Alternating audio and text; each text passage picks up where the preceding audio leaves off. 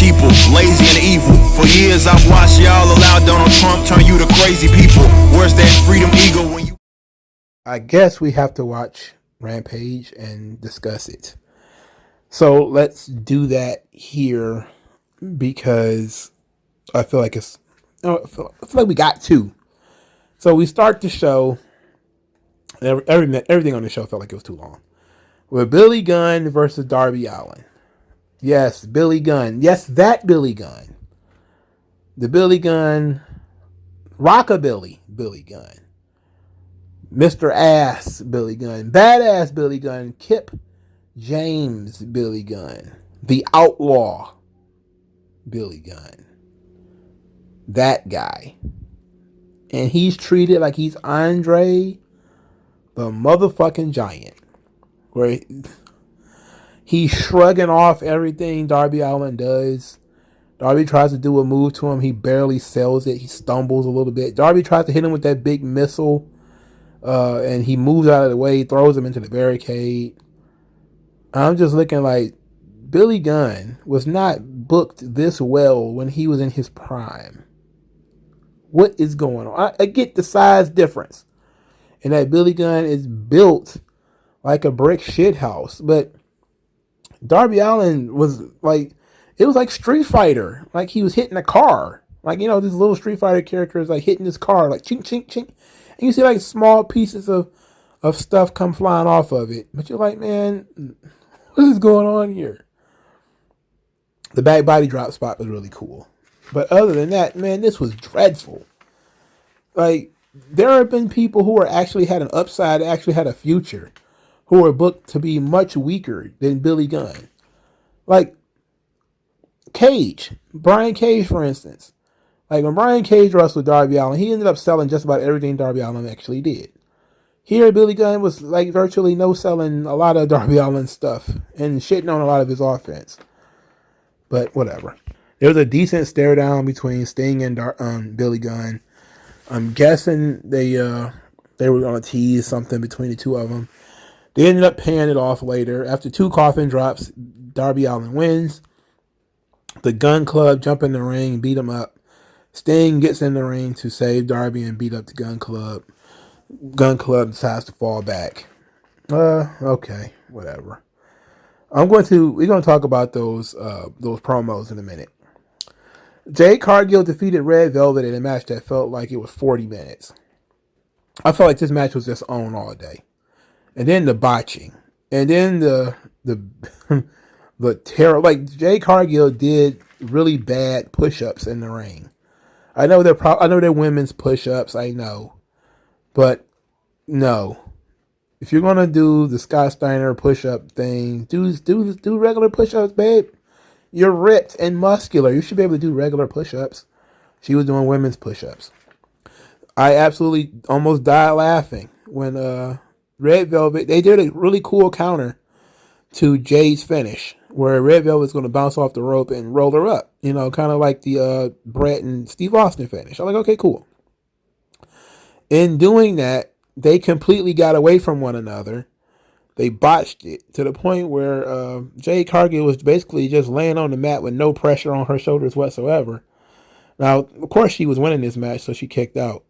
But it just looked weird for a while that there was no Red Velvet pressure at all on Jade Cargill's shoulders. But the referee knew it was supposed to be in a 2 count. Of course, Jade just wins because, you know, she's wrestling Red Velvet, and Red Velvet should never win. But, you know, they keep putting her in this position to wrestle Jade Cargill. I don't know. This is all awful. And the main event was Adam Cole, Bebe, and Bobby Fish versus Jurassic Express. So the Young Bucks were acting an absolute anus because the Young Bucks was almost murdered by Jurassic Express and Christian at the pay-per-view. They were very mad, talking about their kids was watching this, and they're not medically cleared, and all these other silly things. And Adam Cole cut a very bland, empty, soulless promo that felt like it was scripted. And he talked about WWE scripting promos. This promo sounded scripted. It sounded awful. Then Jungle Boy talked and said that the first Bobby Fish match he ever saw, it was the one that he won. And then Christian said that they don't like fighting when the odds are even, but they can bring their old friend, and he's going to bring his, which is a steel chair. They go out there and they have the match, which is I don't know, man. I dislike Luchasaurus quite a bit, and the AEW fans seem to really like him, but I'm not a fan of Luchasaurus. I will give him credit for the fans actually liking him, but he did the same thing he always does in this match. He did an extra choreographed spot. It didn't go over perfectly, and he ended up stumbling or he ended up freezing. And he does it in every match because he over choreographs, he over prepares for these matches. He's not a wrestler. This stuff is basically a dance to him. It's fight choreography. And if it doesn't look good, it doesn't look good. And I know that, again, I'm not the typical AEW fan. I'm not in that demographic, there. Well, I'm within the demographic, but I'm not the target audience. Let's put it like that.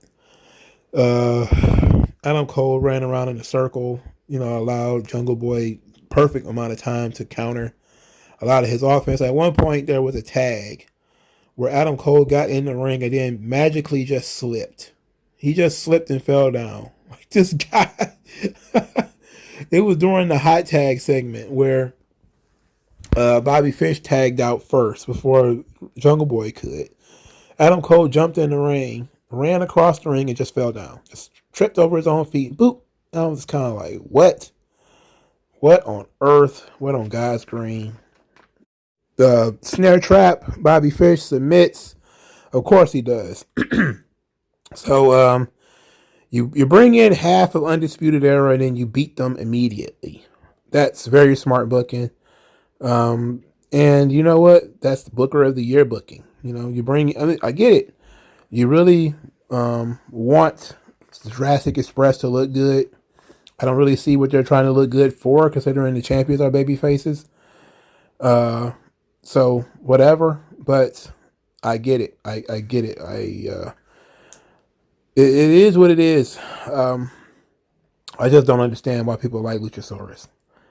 It's bad fight choreography. It's not even necessarily good wrestling. It's not even bad wrestling. It's bad fight choreography. It's not anything. And I've already had that problem with Adam Cole too, where his matches seem like it's super staged. Like there's just you could see him, going from spot to spot to spot to spot. And there's that weakness of Adam Cole. I noticed that in the last maybe 5 months that he was on the roster, and I think it really became glaring during those long matches with Johnny Gargano, and they were just running in circles, trying not to knee each other, and I was just kind of like, this is horse shit, like these guys are really just trying very, very hard to have the great match, the epic match, the shit that the indies will love, and Adam Cole still tries to do that. And look, I like him as much as the next guy, but he needs to learn how to work and not be a spot monkey. And Luchasaurus is also a spot monkey. So, I don't know. I wasn't a fan, obviously, in that main event. I don't care. Men of the Year still claim that it's not over between them and the Inner Circle, because you haven't seen the last of America's Top Team, and I was like, oh no. They keep threatening me by bringing back Dan Lambert and stuff. It's like, what is he going to say now? He kind of ran out of material right before he left. Nobody cares about that. Now, the real thing, the thing that cooked my goose, baked my turkey, fried my chicken, was QT Marshall making a challenge to CM Punk to wrestle him in Chicago. And CM Punk then cut a promo, a very lame promo, a super lame promo, where he talked about stakes are always high in your hometown. And I've had some really bad losses in Chicago.